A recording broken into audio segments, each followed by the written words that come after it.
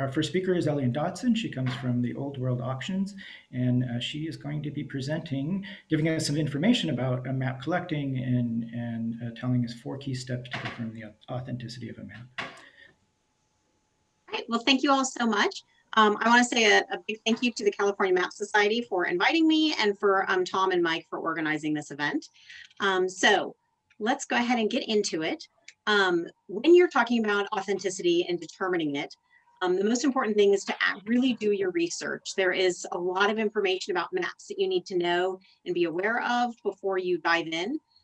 First of all, if you've got a specific map that you're taking a look at and you want to confirm the authenticity of it, you need to know the type of engraving, whether it's a relief map, such as a woodblock map, an intaglio map, such as a copper plate or a steel plate map, or a planographic map, such as a lithograph.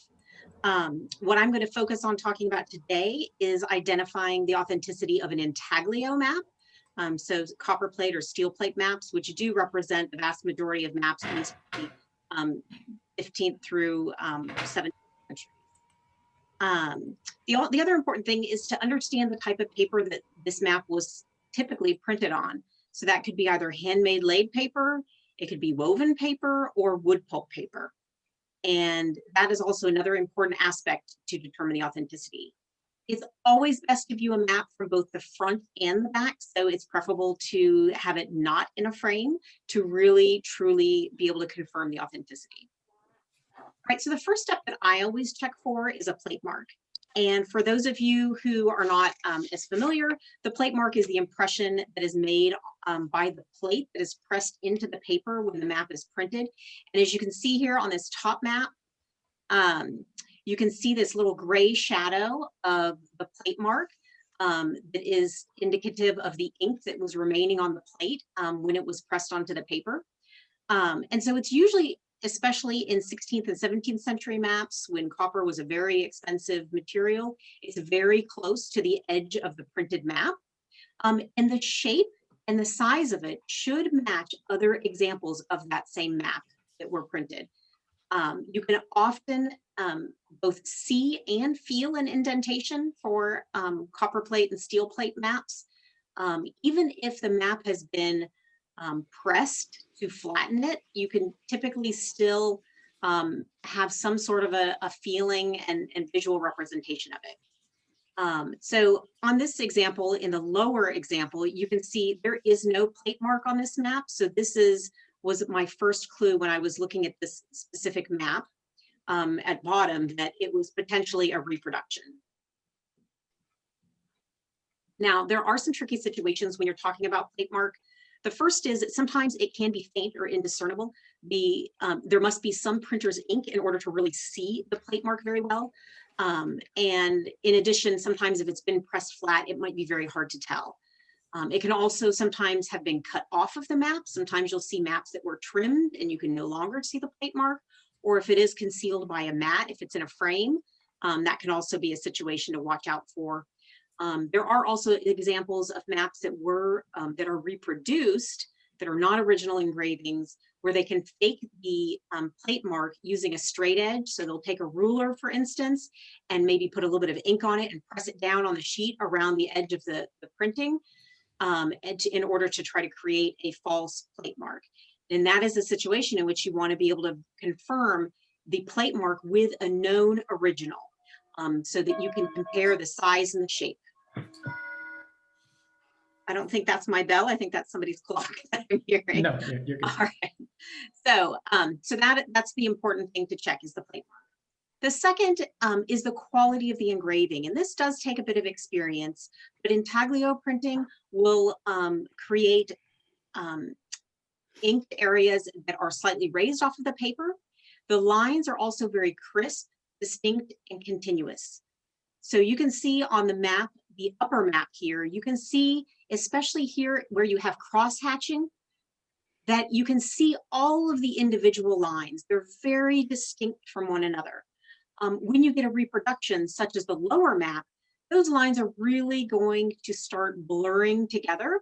And that is a key indication of a reproduced map, because there are very few modern printing techniques that really can reproduce that crisp, distinct lines in modern printing.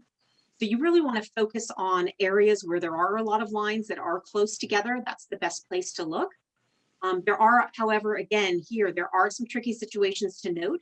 One is in which there is a poor impression. So it's simply either they didn't put enough ink on the plate or they didn't wipe it down properly before they printed it, or the plate can be worn down after many years or many impressions that were made off of it. So those are two situations to watch out for. Now here's an example. On the left, a reproduction, and on the right, you have the original engraving that has a slightly poorer impression.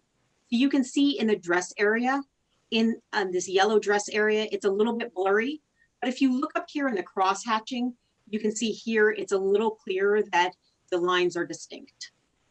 The third thing that I check for is the paper quality. Now this is a very difficult thing to ascertain if you're not very familiar with the type of map and who the map publisher was. But handmade laid paper, for which most, especially copper plated maps, were printed on, they will have vertical and horizontal chain lines. So you can see that if you hold it up to light. The textured surface will be uneven, and there will often be watermarks that can be visible if you hold the paper up to light. Now there are certain watermarks and certain types of paper, certain colors of paper, thickness that are consistent with specific map makers. So knowing how that map maker typically published it or how that publisher typically printed the maps is important to know. And of course, that takes a lot of experience. So one of the tricky situations here is, number one, it does require experience to know the types of paper that you should be looking for. And the second is, this is very difficult to determine in photos. So this photo is an example of a reproduced map. It is hard to tell, but it does appear much more even in texture. And you don't really see any signs of chain lines. And here you also don't see any sign of a plate mark, which you should be able to see on the back of the map. The fourth thing I check for is a centerfold. Now, this is not a fail-proof method. However, it is helpful in many examples because most folio-sized maps from the 16th to 18th centuries were published in atlases. And these centerfolds will be visible even after the map has been removed from the atlas. And they will even be visible after it may have been pressed. There are also typically more defects that will be found along the centerfold. So that's something to look for on an original map. But you need to know how the map was issued. So some maps were issued without folds. Some were issued with multiple folds because they may have been folded to fit into a smaller publication. So you really need to do some research and understand what you should expect in terms of fold lines for a specific map. And so again, here, if you have a situation in which it was a map that didn't have folds, this is not one of the steps that will help you determine the authenticity. So you'll need to look to the other 3 steps to do that. All right, some final thoughts. There is a lot of information in here and I haven't been able to go over every little detail, but confirming authenticity does take a lot of effort and it also takes experience. In lieu of experience, research can greatly help. And the best way to do that research is to compare a suspicious map with a known original. Now, the best ways to do that are to be able to find digital examples that are readily available online for free. You've got the Library of Congress, has over, I think, 60,000 images. The David Rumsey Map Center has over 100,000 images. We at Old World Auctions have about 70,000 images that are digitally available online. You can also look to the British Library, the National Library, National Archives of France and Australia. They all have really good digital repositories to find examples of maps. You should consider all 4 of the steps together to really ensure authenticity. Sometimes one will clearly identify a reproduction, but in order to confirm authenticity, you need to consider all 4. And as I mentioned in the beginning, these 4 steps are really primarily meant for copper plate maps. If you're talking about woodblock lithographs, you need to modify the steps. All right, well, I will stop there since the time is over. If we have a couple of minutes for questions, I'd be happy to answer them. Anybody have any questions? Eliane, I've got a question. So just as it relates to kind of the copper plates, and you see a number of maps that are like, essentially they leverage prior work done, and sometimes maybe even use prior engraved plates can you tell whether a map version is from a essentially kind of a passed down plate, if you will, or a modified plate? I mean, from looking at the plate, the only thing that you can tell if it was modified is if you can see signs of erasures. So oftentimes, because the copper was so expensive, if they needed to make changes, they would simply flatten out the areas in which they needed to make changes, and they would re-engrave over it. So sometimes you can see hints of where something previously was engraved on the plate. So that's one key thing to look for to be able to tell the different state or edition of the map. But really, we look to reference books that we have, that you can find reference books on maps of the world and North America and the British Isles and so many other different geographies, Africa. There's some great resources that will help identify the various states that exist of a specific map, or the various editions that were made of it or reproduced.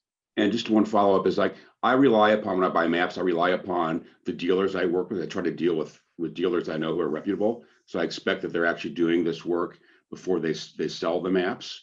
And so how do you deal with this when you're looking at, like, buying online, maybe from a new resource or a new dealer versus people you've trusted for years?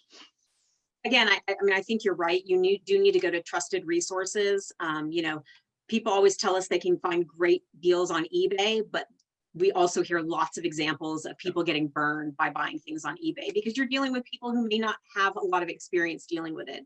The reproductions that I showed in this example, I actually identified them from a major auction house that had listed it in their auction. Wow. Now, it wasn't an auction house that specializes in maps, so perhaps the person who cataloged it did not know how to determine authenticity for maps, but it was an auction house that does sell quite a few maps.